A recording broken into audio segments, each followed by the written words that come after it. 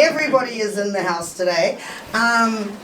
We got some new members, so I'm going to do first up. We're going to do a quick fire round of introductions. So we'll just go around the room from Sasha. Hi, hello, yeah, I'm Sasha, originally from Haiti, but I grew up in the States, and I'm over in New Zealand for school at Vic, yeah. Glad to be here. Hi everyone, I'm Denise Barlow, and originally from Uganda, and I'm here to talk to you today, we'll see. Yeah, we'll be coming back to her shortly. Yeah, hey everyone, Octavius from California, studying here too at Vic for my PhD. Pray for me. No, I'm playing. It's going good. And it's Eddie. Like I'm back. Like they brought me back in. They just when I thought I was out, they brought me back in. Yeah, I'm originally from, my family's British Jamaican. So. Hi, I'm Rosalind. I'm one of the news hosts. And my personal assistant for a little while. Yeah. You're going to help me with my surfing later. Yeah. Okay. And I'm Demisa, you can't see me, but I'm just behind the camera. Okay, so we're gonna kick off the show right now with Eddie. Yes. Yeah. Cool. Yeah, so I just wanted to come back in. So part of the reason why I've kind of been not so present on the Blackhouse recently is towards the end of last year I got involved with the African Community Council for Wellington. And then, I don't know, somehow I've ended up in charge of, I've ended up in charge of a initiative that ACCW is putting on alongside the Ministry of Education, and what we call it's the Ubuntu Community Learning, or the Ubuntu Learning Hub. And so what the Ministry of Education has done is they want, I think they've kind of noticed in a lot of like ethnic communities around the country that there's almost a disconnect between parents and their children's education, and the ability for parents to be active participants in their children's education. I think that's something that's come up a bit in some of the African community side-to-side thing as well. So part of what the objective, what we want to kind of achieve with this Learning Hub initiative is we want to help African parents, gain the skills, engage the skills, like, and understanding, and like demystify curriculums, help parents support their children's learning, and whether that's academic, whether that's like social and mental health support, how to deal with schools around issues around like bullying, like it's just giving that ability for parents to really take that active role in their children's education. And then, so what we're going to have is a series of 10 community workshops. So what they're going to be is they run on Saturdays from 10 o'clock to 10 a.m. to midday. And we're going to try and run them in kind of 2 or 50-minute blocks, like a 20-minute break in between. And that's going to be held out of the Johnsonville Club on 1 Norman Lane in Johnsonville. Right, okay. So then the first kind of week we're kicking off is the 18th of March. We have guest speakers, and it's going to be running over 2 terms. So we're going to break it up into blocks. So essentially, the school holidays we're not going to hold the workshops, so it's only going to be during term time.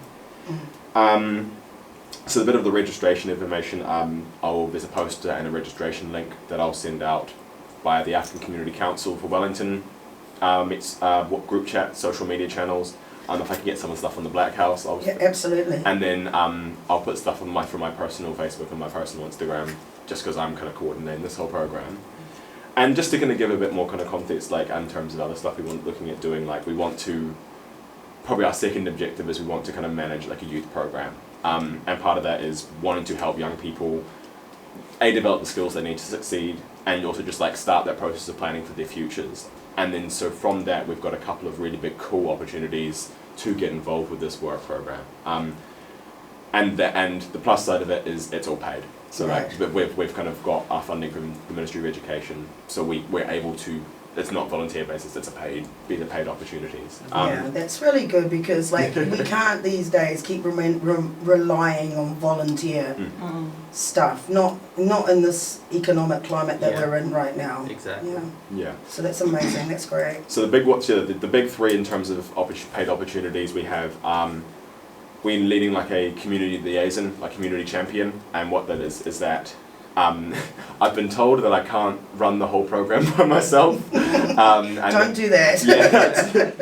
So I need to start bringing. So I've got Alma Baring is helping out with as an education facilitator. So she's kind of looking over more of like, I guess what actually goes into our course, into the sessions, how they'll be led. we're looking to have lots of different guest speakers, and that's part of what we want, is we're looking for people who'll be keen to come and guest speak.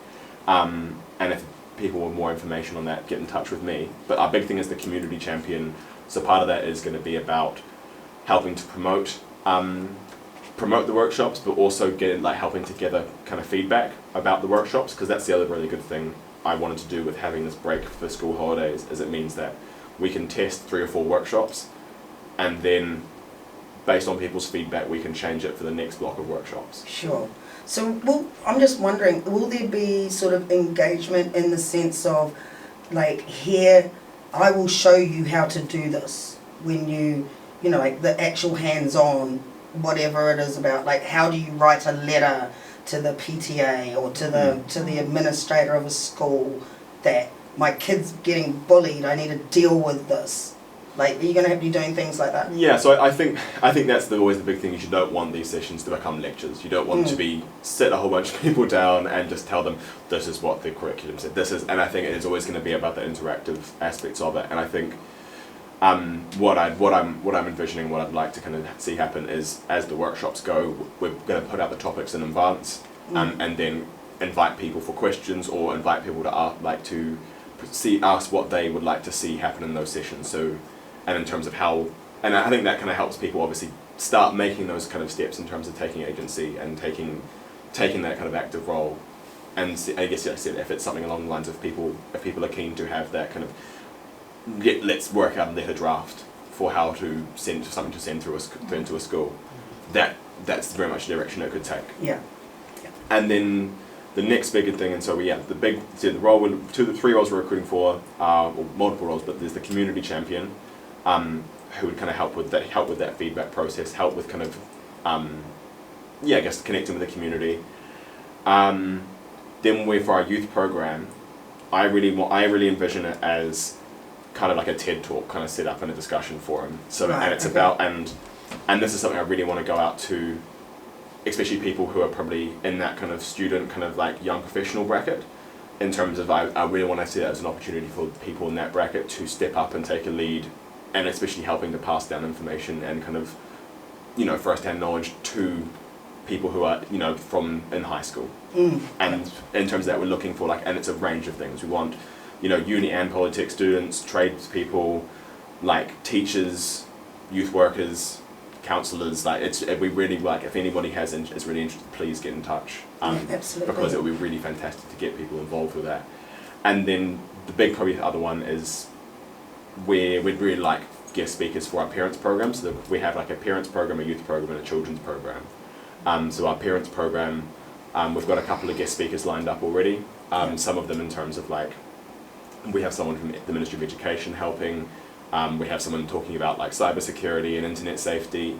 That's a big one. Yeah, That's a big one. And another big one. We're trying to get in touch with someone who's a PE teacher who can lead what the New Zealand curriculum says about health education and sex ed, and that is obviously something that there's a lot of demystifying and a lot of kind of things that we probably need to do to make sure that isn't as scary a topic, and make sure people know what's being taught and and how to raise issues with that if people do find that there are issues with that. If people know teachers who are from the African community especially, we really want to recruit from within the African community. I'm looking at Denise. I was gonna say when I saw and it's the bio, I saw the bios, I was like, I don't want to be thank thoughts. God. We'll have to have a discussion after the show, but that's the big thing. So please, if people are interested, reach out to the Blackhouse and they can pass it on to me, or reach out to me. I'll put my contact details in a post to go out. 100%. That's Perfect. awesome. No, cheers for that. You're welcome. And so, with that, we will be putting all of this stuff up later, right? Yes. And let's get on to our guests. I'd like to welcome also to the Blackhouse. After all this crazy start to a live show that isn't live right now, but we are recording, so it'll be all good for the camera. I'd like to welcome Denise Barlow Byarugaba. Well done. Oh, yeah. I usually botch names so badly. And tell us a little bit about yourself. Okay, so I'm originally from Uganda, like I said, and I'm a social worker. That's my training. But my most important role is I'm a mother. And I love that role. I'm a mother to 3 boys. My boys are 26, 21, and 9. And goes without saying they're the apple of my eye. But the reason I'm here is because a lot of us do not know how to take care of ourselves. We do not know how to be well. And that could be mental health, that could be physical health, that could be any aspect of ourselves. I think as African people, we have been told that we're strong. And so I have seen my boys struggle to be strong because they've been told they're stronger than others. As African women, Leah, you'll testify, that's our story. Basically, we are meant to be strong to carry the Lord. And I'm here to share my personal journey, but also what I have learned. So you would think, you know, having studied psychology and being a social worker, and I've got over 26 years of experience, you would think that I have helped so many people. I've worked in the area of mental health, I've worked with young people, I've seen the whole array of people breaking down and actually picking these people up and getting them back to stand on their own 2 feet. So you would think I would know when it's happening to me, that I would catch the signs, I've read the books, you know, I know all the danger signs. 9 years ago today actually, I got a mental breakdown. And it wasn't mental breakdown, I'm crying in the shower mental breakdown. Mental breakdown, psychotic mental breakdown. And so that would mean that I had it coming, like I had seen all those signs and pushed it down, ignored it, put it down to tiredness, put it down to... We have many ways of pretending we're okay. And we have many ways of pretending to the whole world, you know, smiling and carrying on, and you wake up in the morning and you force yourself out of bed. And yet you know in the core of you, you're not okay, you're so sad and you can't shake it off, or you're so tired the whole time. And you put it down to work, to stress, to anything else, but you do not address it. So I'm here to let you know that that was my downfall. It took me a whole year to get back on my feet, to shake off the psychosis. And of course I had to go, I was institutionalized for a while, went into hospital. It was the whole 9 years. And while I was away, my husband had to carry the load, had to care for my boys, and my baby was actually, my 9-year-old was about 4 months old. So I can actually genuinely tell you that I lost a whole year of my life. I do not remember any, well, apart from the beginning of it, you know, and then blank. And then a year later, I see a 1-year-old child walk to me. So I have seen the way my boys have dealt with it, because of course my boys were older, and they, the 2 older ones, and how it's affected them, and we've had to talk about it, and as a family, and recovering. So when you have a breakdown, it doesn't affect just you. It affects your whole community, basically your husband, your children, your friends, your... And if it wasn't for the network of friends, my sisters, my dear, dear friends who stepped in and looked after what I left behind, they stepped in. And this is how I learned that actually, you know, we put so much stock in the schools and the jobs and the, actually life does go on without you, like no one you know, apart from the people who love you and care for you, no one else, you know, the world does go on. So it's up to us to take care of ourselves. It's up to us to demystify this thing of, oh, you know, we're strong African people, you know, we don't go to psychologists, we don't, that's all crap. Like when the stress breaks you down as a human being, you've got to pick yourself up, and you're lucky if you have a community around you to help you pick your pieces up. And if you don't, then you suffer for it. But this journey has taught me, and I will just briefly talk about the 4 steps that I will leave to you as a legacy of mine. You don't have to go through what I went through. Right. That's crazy. Losing a year of your life is crazy. People have lost more. I was very lucky because I had a community around me who helped me pick up my pieces. But you don't have to lose time of your life. You can stop it before it starts. And these are the 4 steps. Number 1, heal. Number 2, know. Number 3, grow. And number 4, maintain. And I'll break it down. Heal. We are unwell. If you start from the premise of, I have things in my life to heal, then you will ask yourself, what do I have to heal?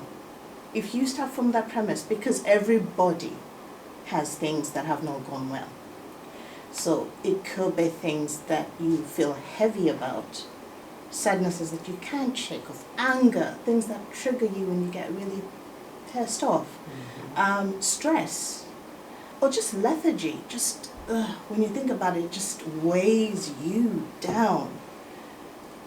You are unwell, and that is okay. That is fine. Because it's only when you know you are unwell that you will seek help. If you say you are well, then you'll make believe you are well. But if you start from the premise, hey, there's stuff that I need to work on, and I'm the only one who knows the truth of it. Yep. And then you start from that premise and say, okay, what do I need to do? So heal, for me, is step number 1. Step number 2, after you know you are unwell, there are also things that you know are good about you. Like, you're not all doom and gloom and, you definitely have strengths. Be clear. Who are you? What do you have? What truths about you make you different, we're definitely diverse. So which bit of you is that gem? Why are you here? Find out, because we all have value. And you might not, on a dark and gloomy day when you're dragging yourself out of bed, you might not see your why, but you have it. We all do. So find it, because that's what's going to be the sun on those dark days. That's the one that's going to help you traverse the hard times. Because if you don't see value in yourself, nobody will. It does. 100% one. Yep. Because if you don't see the goodness in you, how do you expect the world to see it? So find out what it is. What's your unique value? What do you bring that's different? How do you communicate? How do you tell your story? And we all have different ways that we do it. How do we influence? What is it that we bring to the world that is different? And we all have different ways, that we share with the world ourselves. Others write poetry, others sing, others, dress beautifully, and there's ways that you bring your selfness to the world. So find that little bit, that spark, and know it. That's the know bit. Know who you are. And by the knowing is not even, it doesn't matter what the rest of the world says about it. You know it. That's what's important. You know it. And the more you know it and you anchor in it, the more the world will acknowledge it about you. The third thing is grow. Growth is so key. Because once you don't grow, you're dead. You're so dead. Growth comes in so many ways. Growth is connecting to community. Growth is this dialogue, this meeting new faces, connecting, getting to know people. But most importantly, as Black people, is the power of Ubuntu. I am because you are. If you are not, I am not. And in the noise of the world, we forget. We forget we're connected. I healed because of my community. If I was alone, and I was a loner, and I was all closed off, and no one knew about me, gosh, it would have taken me ages to pick my pieces up. Also, community is accountability. They don't know until you tell them. If you don't tell them you're having a problem, you're carrying the load alone and you don't have to. We are never alone, unless we want to be, but we're never alone. It's the stories we tell ourselves. They don't like me. They will think this. They will say this. Stories, stories. Because once you reach out, people do connect. It is innate in us as human beings to seek connection. So when someone reaches out, it's very, very rare that you get a shut off. But also, there are always services in the community that are there for us that we need to learn to reach out to. And I think that's something that Blackhouse does so well, is connect us as Black people, remind us the value of us as a Black community and what that stands for. Not just playing token, pretending to be there, but actually being there and actually listening. And it's lovely when we have, community gatherings, but it's also the phone calls to check on someone, sending an email saying, hey, I haven't seen you in a while, what's up? It's that obligation to stay connected. And you don't wait to be asked. You step forward, because that is our responsibility. And with the next generation coming up, to be the example, the role models, we need to be. Because without us being the light, who's there to tell them what to do, to show them what to do? So this diverseness is our wealth. It is the diverse experiences, the diverse lives that we've all lived, the different skills that we bring. Imagine if we had all that and we actually lived out Ubuntu. How much value and how much wealth would that be? And how well would we be as people? Yeah, that's right. We would build each other up instead of tearing each other down, which is the ridiculousness that it is. But we could do so much better. My last thing is to maintain. Because once you heal, right, and you know who you are, and you're growing now, because now you're branching out and you're connecting to community, well, you've got to maintain it. Because even if a plant is growing, if it's not well maintained, if it's not watered, if it's not put in the sunlight, if it's not fed nutrients, hello, it is still going to die. So how do we maintain? Self-care, little things. Do things you love. Do things that make you smile. If I love gardening, do that. If I love knitting, do that. Music does it for me. I'm having a bad day, just plug in my earpods and, listen to, everyone has their own little thing. Listen to that. Beethoven, I don't know, do that. Reggae, do that. Indulge. We do that so rarely. Indulge. It's okay. If it doesn't even have to be an expensive indulgence. We are near the ocean. Put your feet in the water. In my culture, we have a saying that the sun and the water are our mothers. Because the heat of the ray of the sun on your face is magic. Stepping into any body of water is magic. And we say those are our mothers. Because the people long ago knew that if you were going through something and you just spent time in those spaces, you healed. If you stepped outside, and they don't mean the sun, just, do something outside, that will heal you. Do something in the water, that will heal you. Always. Those are my go-to. But they're always things that bring you calm, bring you joy. That is what you should seek. That's how you maintain. Make it a culture to step away from the noise of the world and go in. And sometimes we are scared of that because we're scared to hear our own thoughts, and sometimes it's too much. And I hear, you know, sometimes it's a journey, you know, you're not comfortable with yourself. That's okay. But actually that starts with, I need to heal. Yeah, Because small if- steps. Yeah, if you're not well, then what is it? Because then obviously there is something. What is it? And you're the only one who can prescribe to yourself the truth of yourself. Because even if you went to a counselor, the counselor will hear what you say to them. So you could lie, but you can't lie to you, because Yeah. you hear yourself.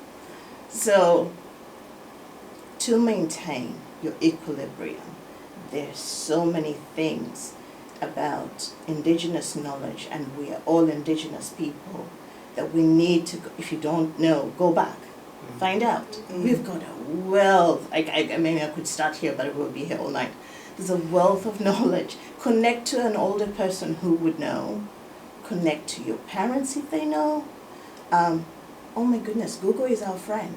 Yeah. There's nothing we And cannot guess find. what? It's everywhere. It's everywhere. So, you know, do a little bit of digging. Learn about who you are, where you come from, what are your people's stories, what's your people's wisdom. Root in that. There is wisdom in that. But not only that, your DNA responds to it. Yeah. Because that's who you are. And it doesn't matter how disconnected you might feel or how far away you might be, there was information on the internet about your people. Yep. Find it. And if there isn't, put it there.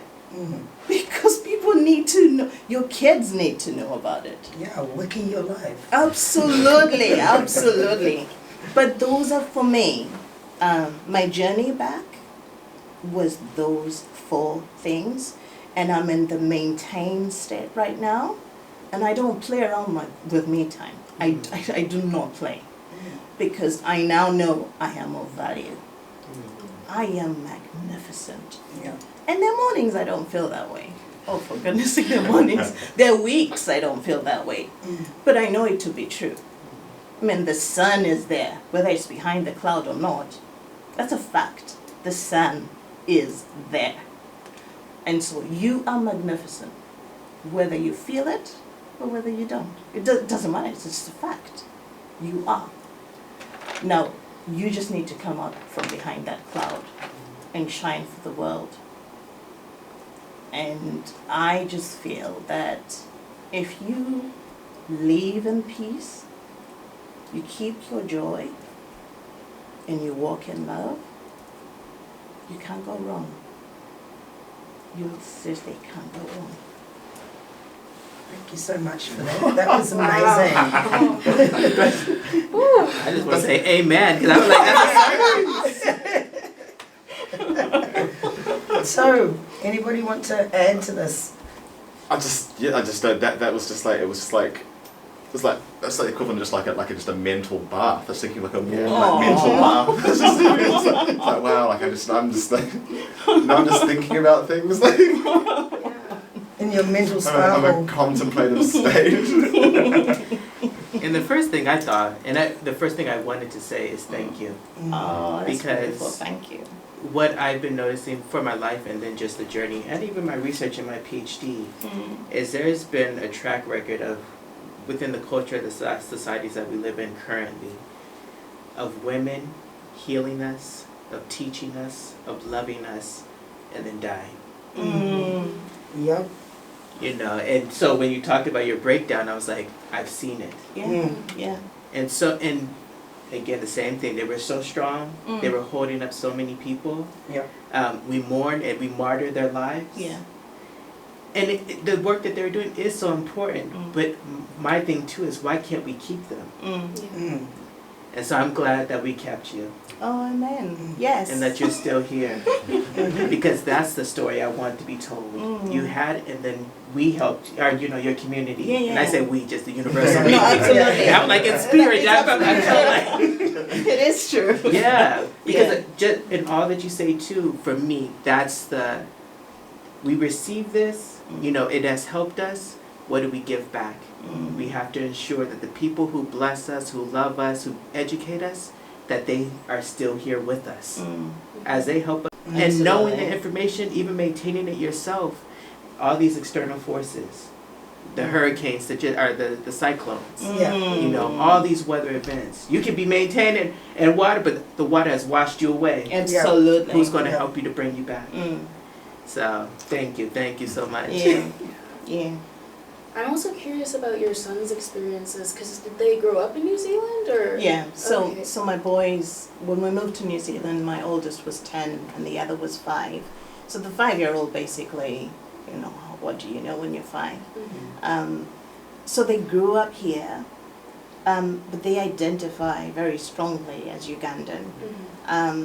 But there's always that where do I fit question. Because as much as you can identify as Ugandan, if you are not around those people, which they haven't grown around, you know, those people, and they've grown around decidedly, you know, lovely people, but definitely not from our culture. So different cultures, the whole schooling system is as it is. And if your culture is not obviously celebrated, not even mentioned or talked about, and there's the age when you're a teenager and it's not cool to be anything dad or mama, because of course you're trying to be your own person, discover who you are. And how do you reconcile, and that's why the work that you are planning to do is really needed, because our children are of the generation where they're separating from what their parents were and becoming Kiwi. Or identifying more Kiwi than, you know, wherever they're coming from.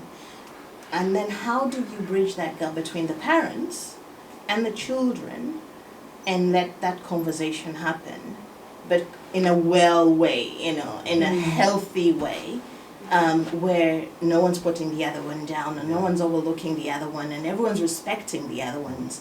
You know, I think we need, and it's much needed service where we have a safe place to have to talk about these things. As a parent, bringing up children who are predominantly, and as much as I try to keep them speaking my language, they didn't, because of course they were spending more time outside of my home. They do understand it, obviously. They know when I'm upset and I go African. They do get it. But, you know, they're not, and I have to let go of that, they're not Ugandan. They're not. That's not what they grew up with. They might call themselves that, but they have a different identity, and I'm okay with that. But how many parents are, when they get to the age of, you know, marrying and so on? How okay am I bringing in another culture, another? So these are conversations that are really important and have, in the past, and I, and actually most of my friends are having those conversations. They've brought friction. Oh, absolutely. Yeah. I've experienced it, if I may. I experienced that most of my life because, you know, like, we are not continental Africans if you spend your life growing up here. We are diaspora. And this whole, the way the media does this whole thing with nationality, ethnicity, and race and racial identity, they chop and change constantly. And so, like, even in New Zealand, we're a country that celebrates whakapapa. So we have African heritage. But when you talk to me, you're talking to a New Zealander that happens to have African heritage, right? You're not talking to somebody who just jumped off the boat from Uganda. Exactly. Like I didn't. I jumped out of the cabbage patch. You know, so like that's, and also being cool with that, because unlike, you see, like, I've never ever identified as being a New Zealander, but I think that's more to do with not having a space. There was no space for me to be a New Zealander or be an African New Zealander while I was in that environment of Māori and Pacific Island people starting to celebrate their identity. What about mine? I'm going through the same shit as you.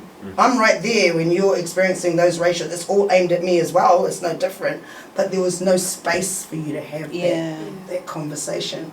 And, you know, like, we were, I think, back then we were probably forced to blend a lot more than you had to today, because there wasn't any space to be black. And that's like, it's also, there's that loss that you have, loss of language, because there was no Yes. Swahili speakers here. So when somebody walks up to me and fires at me in Swahili, all I want to do is punch them in the head. Like, please. I grew up here. You know, I spent time totally immersed for a year in Tanzania, but I grew up here.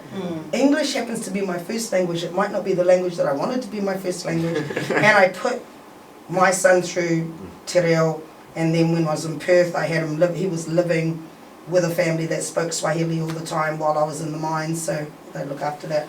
So he was actually quite multilingual, but you know, like overall our environment is still this like dominated European space. And that's the diaspora. Like that's the diaspora experience.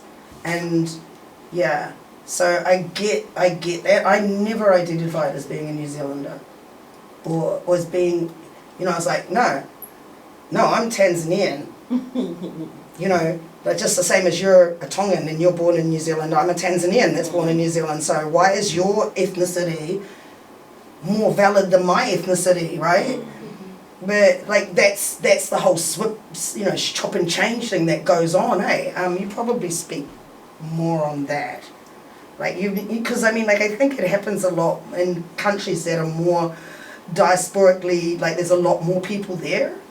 Yeah. And that sort of situation where, yeah, you know like who they you can't are. remove your identity from you. You know who you are. You know, we know who we are. We're just in this other environment, you know, and it's so hard when you get that flack from other African people. Yeah, that's Yeah. sad. Yeah. Like that's the hard one, you know, for me. One thing I remember like talking to like my auntie about, because like my grandparents migrated from Jamaica to the UK in like the 50s, and then so I'm like it's almost that sort of thing. So then my auntie and my dad were born in the UK, and I think it's one of those things where it feels like it's that third generation down. But then suddenly my mum and I moved to New Zealand when I was 3. So suddenly it's almost that sort of split where it's almost that kind of, and I guess that's the weird thing of the diaspora is often like there's so many levels to it as well, where I've gone from being like we're in the African diaspora, but then I'm also in the Jamaican diaspora, and then I'm also separated from the Jamaican diaspora by virtue of being here. Yeah, exactly. And I remember the last diaspora in the world.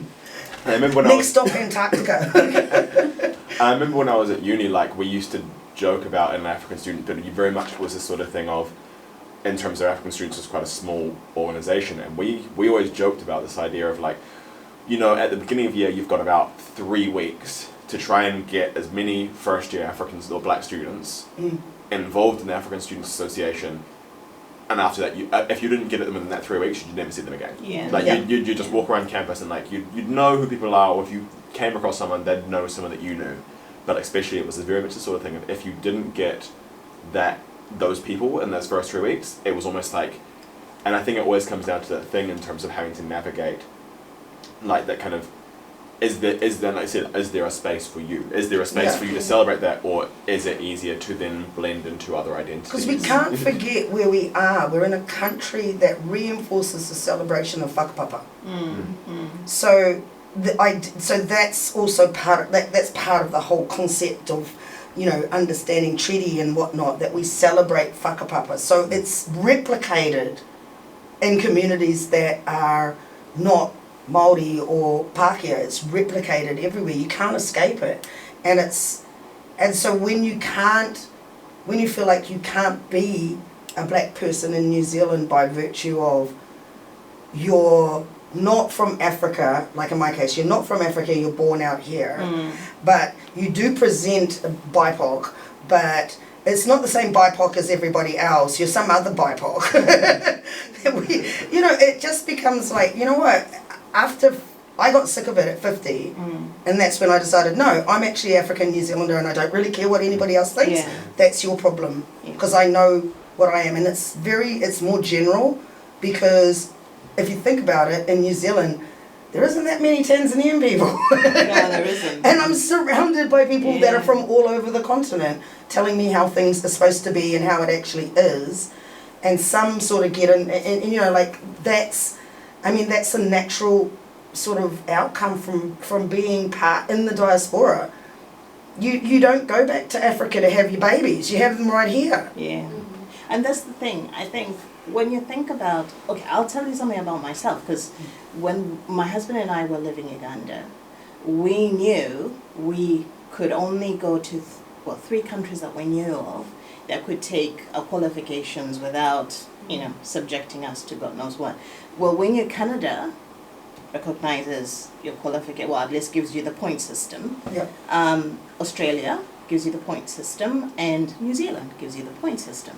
So our choices very clearly were those 3 countries. Now those 3 countries, I'll tell you why I chose New Zealand, was because of the whakapapa. Right. Because I thought, I have young boys who are going to become young men, and if they're not respected for who they are, they're lost. Yep. Because it's so core to humanity. If you do not know who you are, you're lost. And you've got to belong.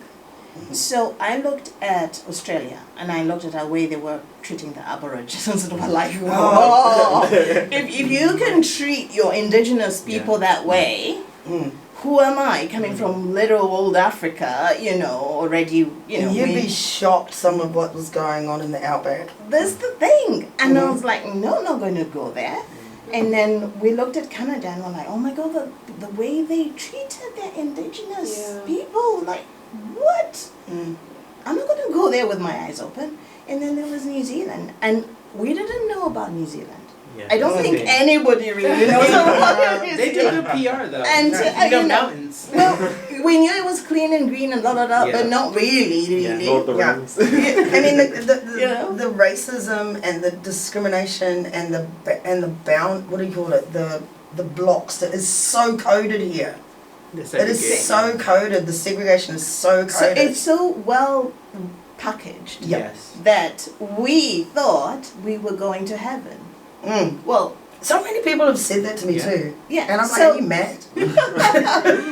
so we came fresh off a boat and all that with my little boys. And for me, New Zealand is not perfect. It is not. Far from it. Far from it. But one thing that New Zealand has right is that it has that recognition of whakapapa. They're not doing it well. I'm not saying they're perfecting it. But the fact that they even talk about it. Yeah. That's, Okay. Yeah, that's That's something. I guess. huge, because there's nowhere in the world, and I can be, corrected, but that I know of, that actually says that as a core foundation of a nation. Now, that having been said, it is up to us, Africans, to say, hey, in this whakapapa dialogue, we're here. Yeah, exactly. Okay? Yeah. If the Maoris had to speak loud for a long time to be heard. Yeah. The Pacifica are only now starting to get heard and recognized. They went through some ish. They went through some ish, man. Exactly. So we need to know, if we're going to split ourselves up into, I am from this, I am from that, I have this represented, we're not a whole people. So it's very easy to pick us apart if we're picking ourselves apart. And it's the classic tactic of colonization. But no, we can't even blame that anymore. Oh, no, guys. We have to do, the colonization is there. It's like the sun is shining. So what? So what? So yes, there is that separate, they expect that. It's up to us to fulfill their dreams. So if we're saying the colonizers expect us to be divided, well, we're not. If we say no, hey, we are one people. We are black and we're proud of it. It's like that. Like the term. It's like the term African New Zealander or Afro-Kiwi, right? Okay, you're gonna walk that walk on paper in census. Like walk that walk on census. I did think it was quite funny, the census this year. I did look, and it was like, I'm still an other, but I can select. I can select the other. Like I can now put Black, British, and other, or Afro-Caribbean and other. Like. But I mean, like, It's like, wow, it's a special we were talking about how to grow numbers, and if we all just acknowledge, because it's not like, okay, I understand, being African New Zealander isn't as cool as being African American. Okay, yes. Like you guys have got this whole brand that makes it cool. You know, it But makes they it had cool. to fight for it. They had to fight for it. Yeah, they had to fight. Even- so this is where we are now. Yeah, we're at that Yeah. point. We got to make being African New Zealander Cool. sexy. Yeah. We gotta put, what did Denise used to say? Yeah, put them sexy. put some sexy heels on. Yeah, put some sexy heels on that, you know, Yeah. because like if we don't link, and this was that was a thought that I had when I was talking to my good friend Ngozi, who we've been petitioning the stats department for a while about the census and about, you know, the fact that all the ethnic groups do not have an option of being that group and New Zealander automatically, because I think if it was automatically there would be more people going, yeah, well, actually, That's yeah, who I gotta- am. That's Yeah. who I am. That's who I feel. But it's not there, and as long as it's not there, it's kind of like this. And there was so much pushback from saying that, and I said, how do you know how people are going to respond if you've never asked the question? Because Right. in the census, they'll say there's options: Somalian, New Zealander. You know what you said, and the thing is, I wish we could just say African New African. Zealander. Why do we have So to? Somali New a Zealanders country- have got a box now. Yeah. So there's a box for every country, whatever the country is, New Zealander. So whatever countries they remembered to put, because my country is not there. Oh no! Now I'm angry. Yeah. So if there was, and this goes back to my point of knowing who you are, because if you can't even define yourself in an important document like the census, imagine how lost our children are. Yeah. Okay. So isn't it easier to absorb and rather than being a part of the Yeah. African community in uni, you know, Yeah. just absorb yourself in all these other groups. Yeah. Because it's so uncool to be this unknown and obscure little, you know. Yeah. Because you don't even know what that means. I'm just thinking, Rosie, you've been patiently waiting to say something. I just want to say, like, what she said really, like, sit really well with me, you know. I don't know. It did or it didn't? It did. Like, What did? everything she said. Oh, Just okay. just knowing yourself, you know. I think that's what I woke up needed to hear. Because I think you walk around not knowing, like, there's something bothering you, but hearing this, it's like, yeah, this is something I needed to hear Yeah. and how to move from it. And I just want to ask, like, what would you say to people that who's going into being a social worker? Oh, wow. Okay. So, I would love to see more people, black people, go into spaces of service because we are needed. When I was healing, unfortunately, all the counselors, all the services, and I love that they were there because I needed them, but there were no people who looked like me. Yeah. And you cannot understand what I'm going through if you do not have my template. Yeah. There's so many abuses that we suffer in the workplace, bullying in schools because of the color that we are. That's just fact. Yeah. And so to hear those stories and you're telling them to someone who doesn't look like you, who will It not, goes like over who their will head. not understand your story or your reason or your pain, it's so hard. Yeah. So there's this gap where we're telling our young people to speak of their pain, to address the issues that they're going through on a day-to-day basis. But how can they? Yeah.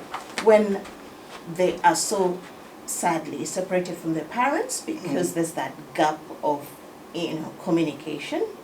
They're so separated from their teachers or people of authority because they look a different color, and you cannot identify with my pain or my story or even understand half of what I'm going through. And you say, oh, go to HR. They're like the worst. What? And all these, what do you go to university? What do you guys go to? Whatever the career guidance or whatever it is. Student counselors. Student counselors. the person you're talking to cannot get you even on their very best days. Yeah. And they're very well-meaning people. They're lovely people. Yeah, they are. And so I know, like, as I've gotten, sorry for cutting in, but I know as I've gotten older, because like I've lived with mental health, and you know I'm not going to go into it all here. I could, but that'd be another whole day as well, right? So I've dealt with that and physical health issues and all that, and it really hit me when I was in such toxic working places that I was in Australia, and then having to deal with when I came back, having to deal with white doctors and doctors about my resilience, which I've decided is gaslighting, because they keep telling you, oh, you're so resilient, but really you're exhausted and you're tired and you're only this way because you had no other choices.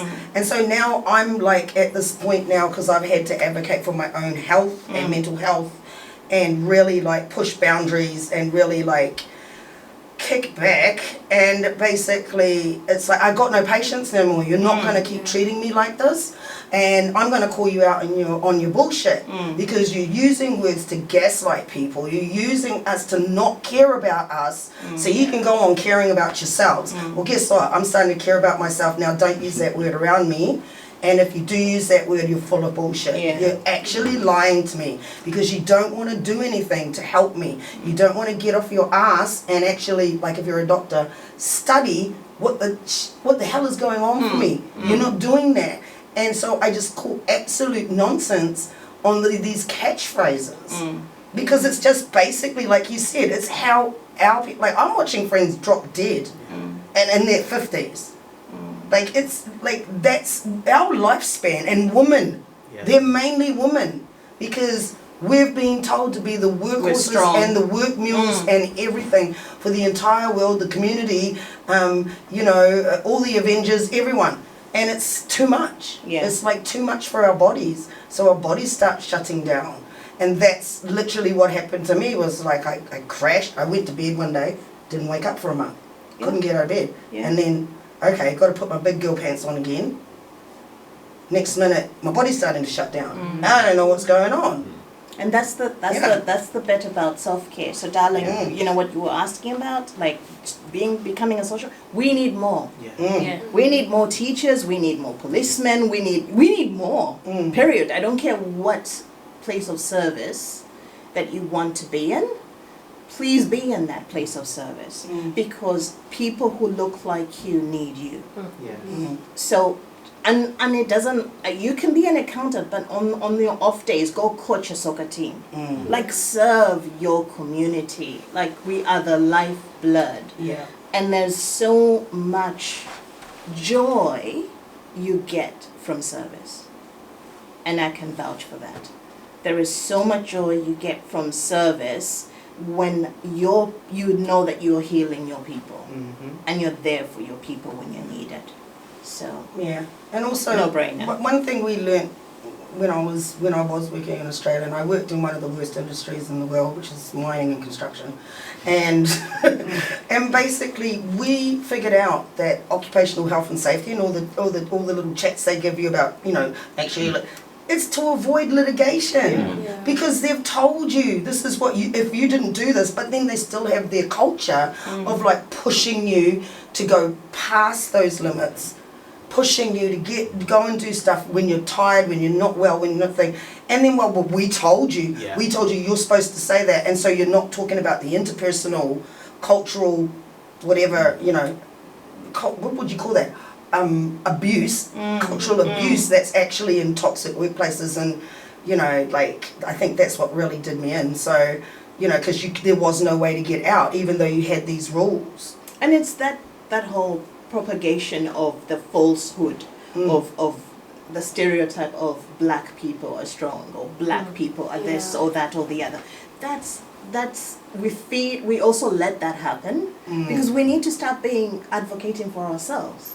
To say we shouldn't wait like Leah did. When you're older, you stand up to notion. We need to be equipping our young people right now to know that what their rights are and what they can take and what they can't take. So we really need to pass the mantle Yeah. earlier on, Yeah. and those spaces that you want to create. And the skill sets. Yeah. Yeah. The skill, I think that's where my Absolutely. wheelhouse is like, that's my wheelhouse when I advocate for people. It's like, learn what I'm doing. Yes. So you can do it for So you yourself. pass the mantle, Yeah. and then we have people like I that. think we're down to like our last 10 seconds. So Denise, Yeah. thank you so much for coming on the show today. This has been the Blackhouse 106.1 FM. We'll see you guys all next week. Peace. Peace.